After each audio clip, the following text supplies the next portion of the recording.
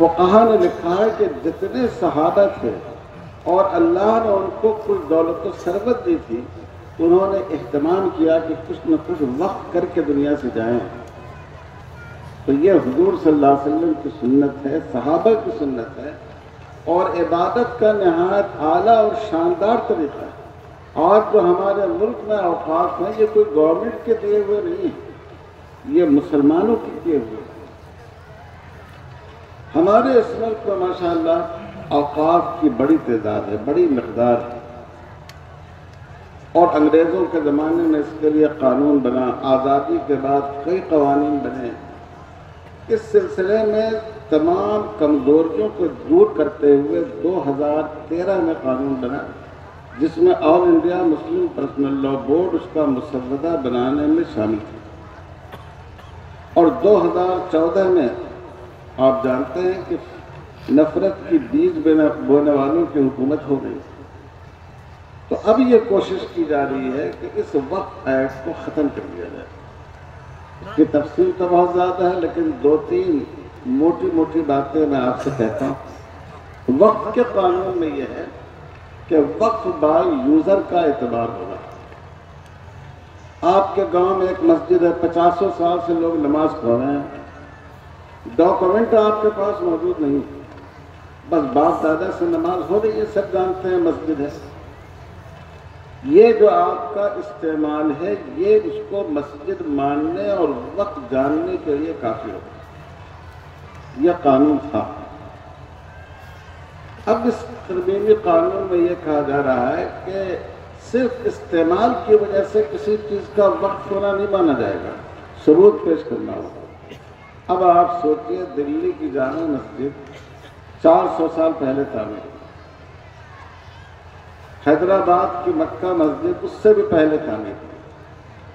ہمارے آپ کے اڑوس پڑوس میں کتنی مسجدیں 100 200 سال کے بنی ہوئی ہیں. آپ کے پاس کاغذ ہوگا اس کا؟ آج اگر آپ کو کوئی کہے کہ آپ اس کے ڈاکومنٹ دیجئے تو ٹھیک ہے، ورنہ مسجد کو ہم بلڈوز کر دیں گے، بلڈوزر لگا دیں گے. یہ بات قابل قبول ہوگی ہم لوگوں کے لیے؟ نہیں. تو اگر یہ قانون بن گیا تو ہماری تمام مسجدیں، مدرسے، قبرستان، درگاہیں سب خطرے میں پڑ جائیں گے. کیونکہ بہت سی ایسے اوقاف ہیں جو 100 سال نہیں، 500 600 سال سے. اور یہ جو رعایت ہے وقف با یوزر کی، یہ صرف مسلمانوں کے لیے نہیں، ہمارے ہندو بھائیوں کے لیے بھی ہے کہ جو ان کے قدیم مندر ہوں گے، پاٹھشالہ ہوں گے، ان کی مذہبی عمارتیں ہوں گی، وہ استعمال کی وجہ سے اس مذہب کی مانی جائیں گی.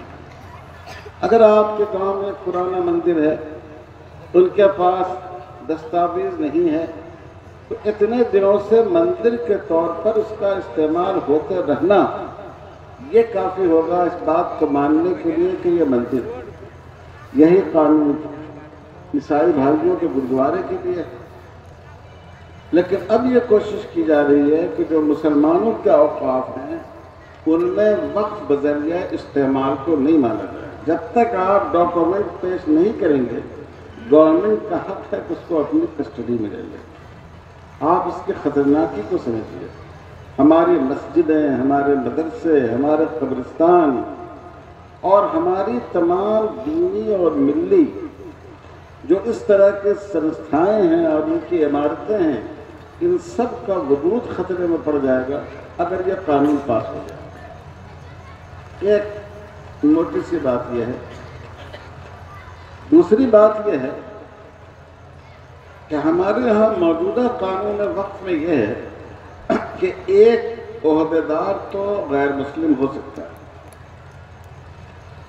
لیکن وقف بورڈ میں بھی اور وقف کونسل میں بھی جتنے ممبران ہوں گے ان کا مسلمان ہونا ضروری ہے. وقف کونسل کا تعلق سینٹر سے ہوتا ہے، وقف بورڈ اسٹیٹ کا ہوتا ہے. اس کے جو ممبران ہوں گے وہ مسلمان ہوں گے، ان کے جو آفیسر ہوں گے وہ بھی مسلمان ہوں گے. اب گورنمنٹ نے مسلمان ہونے کی شرط کو ختم کر دیا ہے کہ ان کا مسلمان ہونا ضروری نہیں، اور یہ بھی کہہ دیا کہ 2 غیر مسلم کا رکھنا تو ضروری ہوگا وقف بورڈ میں بھی اور سینٹرل وقف کونسل میں بھی۔ آپ سوچئے ہمارے سپریم کورٹ کے جو وکیل ہیں انہوں نے تفصیل سے بتایا کہ اب جو قانون بنانا چاہتی ہے گورنمنٹ، اس کے تحت وقف کونسل میں 17 غیر مسلم شامل کی جا سکتے اور وقف بورڈ میں 7 غیر مسلم شامل کی جا سکتے ہیں، 1-2 ہی بچ جائیں گے۔ تو آپ سوچئے کہ کل ہو کر اگر آپ کی مسجد کے بارے میں گورنمنٹ کہے یہ بھی ایک وقف ہے، اس میں صدر سیکریٹری کا مسلمان ہونا ضروری نہیں ہے، فلاں جھا اس کا صدر ہوں گے اور فلاں شرما اس کے سیکریٹری ہوں گے، کیا وہ مسجد کا نظم صحیح چل سکے گا اور اس مسجد کا تقدس باقی رہے گا؟ یہ دوسرا بہت خطرناک پہلو ہے اس کا۔ تیسری بات یہ ہے کہ وقف کو نقصان پہنچانے والے بنیادی طور پر 3 لوگ ہیں۔ ایک تو ہم اور آپ ہیں۔ پورے ملک میں آپ دیکھیے وقف کی وہ مسجدیں جن کے ایک کمرے کا کرایہ 10,000 20,000 ہونا چاہیے، اس کا کرایہ 10,000 روپے دیا جاتا ہے، شاید رسید کا پیسہ بھی اس میں سے پورا نہیں ہو پاتا۔ یہ تو ہمارا ظلم ہے، آج بھی یہ ظلم مسلمانوں کی طرف سے ہو رہا ہے۔ قبرستان کی زمین پر قبضہ کر لیتے ہیں، اس میں گھر بنا لیتے ہیں، اس میں دکانیں کھول لیتے ہیں۔ تو ایک تو وقف کو غصب کرنے والے خود ہماری قوم کے لوگ، اس کی ہم کو اصلاح کرنی چاہیے۔ دوسرے ہمارے برادران وطن بھی ہیں۔ اگر ایک قبرستان میں آپ آگے پہنچ کر قبضہ کر لیں تو آپ کا جو دوسرا بھائی ہے وہ کیوں نہیں آگے بڑھ کر قبضہ کرے گا؟ تو بہت سی وقت کی جائیدادیں ایسی ہیں، بہار میں تو شاید کم ہے لیکن بنگال، پنجاب اور ہریانہ وغیرہ میں کہ ان اوقاف پر غیر مسلم بھائی جانتے ہوئے یا نادانستہ طور پر اس پر قابض ہیں۔ اور تیسرے جو وقت کو نقصان پہنچانے والی سب سے بڑی طاقت ہے وہ حکومت کی طاقت ہے۔ حکومت نے ڈھیر سارے اوقاف پر قبضہ کر رکھا۔ صرف دلی میں 123 نہایت قیمتی جائیدادیں وقف کی تھیں کہ جن کو منموہن سنگھ کے آخری دور میں گورنمنٹ نے مسلمانوں کے حوالے کیا تھا اور اس حکومت نے آتے ہی پھر اس کو اپنے قبضے میں لے لیا۔ سب سے زیادہ جو وقف کا کیس چلتا ہے وہ وقف بورڈ یعنی مسلمانوں اور گورنمنٹ کے درمیان۔ اب پہلے یہ ہوتا تھا کہ اگر کوئی اختلاف ہو گیا، کسی چیز کے بارے میں جھگڑا ہو گیا، وقف کے متولی کہتے ہیں کہ یہ وقف ہے، قابض یہ کہتا ہے کہ نہیں یہ ہماری ملکیت ہے، تو اس کو طے کرنے کے لیے وقف ٹریبونل قائم ہے جس میں 3 لوگ ہوتے تھے، ایک عالم دین ہوتا تھا، ایک قانون داں ہوتا تھا، ایک سرکاری افسر ہوتا تھا۔ تو وہ باضابطہ عدالت کی طرح کیس کی سماعت کرتا تھا پھر فیصلہ کرتا تھا۔ اب اس قانون میں یہ ہے کہ وقف ٹریبونل نہیں بلکہ جو کلیکٹر ہے وہ اس کا فیصلہ کرے گا۔ کلیکٹر کو کون مقرر کرتا ہے؟ گورنمنٹ مقرر کرتی ہے یا ہم اور آپ مقرر کرتے ہیں؟ بولیے، گورنمنٹ مقرر کرتی ہے۔ تو جب ایک کیس گورنمنٹ اور مسلمانوں کے درمیان ہوگا اور جو نمائندہ فیصلہ کرنے والا ہے وہ گورنمنٹ کا نمائندہ ہے، تو کیا آپ امید رکھتے ہیں کہ وہ مسلمانوں کے ساتھ اور ہمارے اوقاف کے ساتھ انصاف کر سکے گا؟ انصاف نہیں کر سکے گا۔ ابھی ایسا ہوتا ہے کہ وقف بورڈ کو بعض دفعہ حکومت دباؤ ڈالتی ہے کہ تم پیشے پر حاضر نہ ہو اور ایک طرفہ فیصلہ ہو جاتا ہے۔ تو جب یہ اختیار میں چلا جائے گا کلیکٹر کے تو آپ سوچئے کہ ہمارے اوقاف کا کیا ہوگا۔ تو یہ تو 2-3 بہت ہی موٹی موٹی چیزیں۔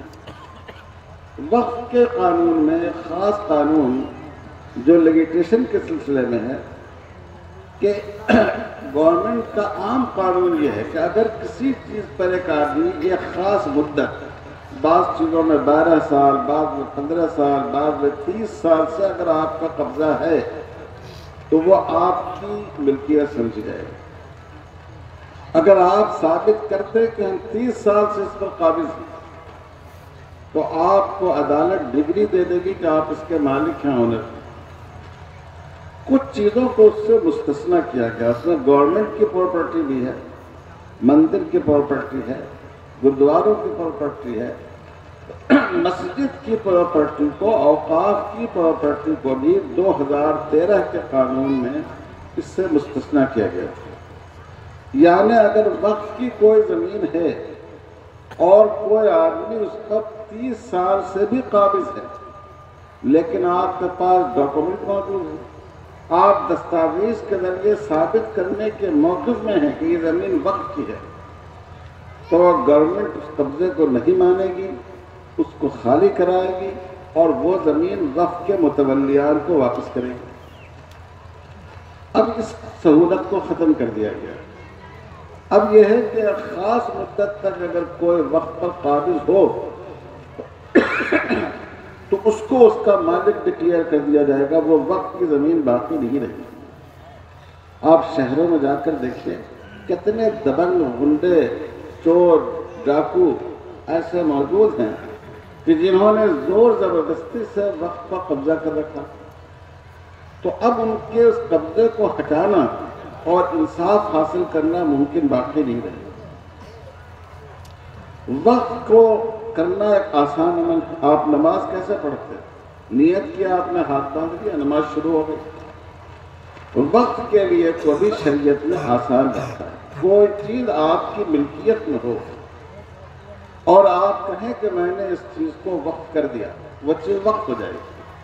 مسجد کے لیے وقف کریں, مدرسے کے لیے وقف کریں, یا کسی اور چیز کے لیے وقف کریں. اب گورنمنٹ نے کہا کہ ایسا نہیں ہوتا. ایک تو جس آدمی نے وقف کیا ہے وہ مسلمان ہے, یہ بھی بہت خطرناک بات ہے. دیکھیں ہندوستان میں بہت سی جگہ مسلمانوں کی حکومت رہی, انہوں نے اپنی ہندو رعایا کے لیے مندروں کو جائیدادیں دی. یہ جو اجین ہے, اڑیسہ کا مندر ہے, اس میں مسلمان بادشاہوں کے بہت زیادہ عطیات ہیں. اور کاشی میں, بنارس میں تو اورنگزیب عالمگیر رحمۃ اللہ علیہ نے مندروں کو بہت زیادہ عطیات دیے ہیں, اور اب تک ان کی تحریریں موجود ہیں ان کے پاس. اسی طرح بہت سے جو ہندو راجا مہاراجا تھے, انہوں نے بھی اپنی مسلمان رعایا کے لیے, ان کی مسجدوں کے لیے, ان کے قبرستان کے لیے, ان کے عیدگاہوں کے لیے انہوں نے اپنی زمینیں وقف کر دی. اس میں یہ ہے کہ کوئی مسلمان ہی وقف کر سکتا ہے, غیر مسلم نہیں کر سکتا. ایسی جتنی اوقاف ہیں, اور یہ بہت ہیں, یہ سب کے سب وقف کے دائرے سے باہر ہو جائیں گے. دوسری شرط یہ ہے کہ پہلے وقف بورڈ سے رجسٹریشن ہو جاتا تھا, اب یہ ہے کہ کلیکٹر سے رجسٹریشن ہوگا. اور اگر کلیکٹر کو ذرا بھی شبہ ہو گیا کہ یہ زمین ان کی ملکیت نہیں ہے, تو وہ اس وقت کو اپنی کسٹڈی میں لے لے گا. اور تیسری شرط یہ ہے کہ وقف کرنے کے لیے ضروری ہے کہ آپ کے مسلمان ہونے کو 5 سال ہو گئے ہیں, اور 5 سال سے پریکٹسنگ مسلمان, صرف مسلمان نہیں ہوں بلکہ ایک اچھے عمل کرنے والے, نماز روزے کے پابند آپ مسلمان ہیں. یہ ایسی شرط ہے, اس کو ثابت کرنا بھی مشکل ہوگا. کوئی اسکول کی طرح مسجد میں رجسٹر حاضری تو نہیں ہوتا کہ ہم 5 وقت نماز پڑھ رہے ہیں. تو ایسی شرطیں لگا دی گئی ہیں کہ وقف کرنا بھی مشکل ہو جائے گا, اور جو وقف ہو چکی ہے اس کی حفاظت بھی مشکل ہوگی. اس لیے میرے بھائیوں اور دوستوں, یہ بڑا اہم مسئلہ ہے. ہماری مسجدیں, ہمارے قبرستان, ہماری عیدگاہیں, ہماری درگاہیں, ہمارے امام باڑے, یہ سب غیر محفوظ ہو جائیں گے اگر یہ قانون خدا نخواستہ پاس ہو گیا. اور انڈیا مسلم پرسنل لا بورڈ اس کے خلاف کوشش کر رہا ہے, بڑے پیمانے پر کوشش کر رہا ہے. لیکن آپ لوگ اس بات کے لیے تیار رہیے کہ بورڈ اگر کبھی آپ کو آواز دے تو آپ اس کی آواز پر لبیک کہیں. اس لیے کہ یہ حکومت 2 بیساکھیوں پر قائم ہے, ایک جنوب میں ہے اور ایک شمال میں ہے. ایک چندرا بابو نائیڈو ہے اور دوسرے ہمارے چیف منسٹر نتیش کمار ہیں. اگر یہ دونوں گورنمنٹ کے اس بل کی مخالفت کریں اور گورنمنٹ سے اس کو واپس لینے کا مطالبہ کریں تو یہ بل پاس نہیں ہو سکتا ہے۔ تو اس لیے میرے بھائیوں دعا کا بھی اہتمام کیجیے، اور اس مقصد کے لیے جب بھی آپ کو آواز دی جائے آپ اس آواز پر لبیک کریے۔ اس علاقے سے مولانا حمد الرحمان صاحب اور مولانا انوار اللہ فلک صاحب مسلم پرسنل لاء بورڈ کے ممبر ہیں۔ جب بھی کوئی تحریک چلائی جائے گی تو مجھے امید ہے کہ یہ حضرات اس علاقے میں اس تحریک کی قیادت کریں گے، اور میں امید رکھتا ہوں کہ انشاءاللہ آپ سب حضرات اس میں تعاون کریں گے، سب لوگ مدد کریں گے بھائی انشاءاللہ۔ اللہ تعالیٰ آپ حضرات کو جزائے خیر عطا فرمائے۔ میں بہت شکر گزار ہوں اس جامعہ کا اور اس کے اس پروگرام کا اور اس کی مہربانی کا۔ اللہ تعالیٰ اس کو ترقی عطا فرمائے، بقا عطا فرمائے، اور اس کے بانی و مؤسس حضرت مولانا عبدالحنان صاحب رحمۃ اللہ علیہ کے لیے اس کو صدقہ جاریہ اور وقف جاری بنا دے۔ ربنا تقبل منا انك انت السميع العليم، وصلی اللہ علی خیر خلقہ محمد وعلی آلہ وصحبہ اجمعین، والحمد للہ رب العالمین۔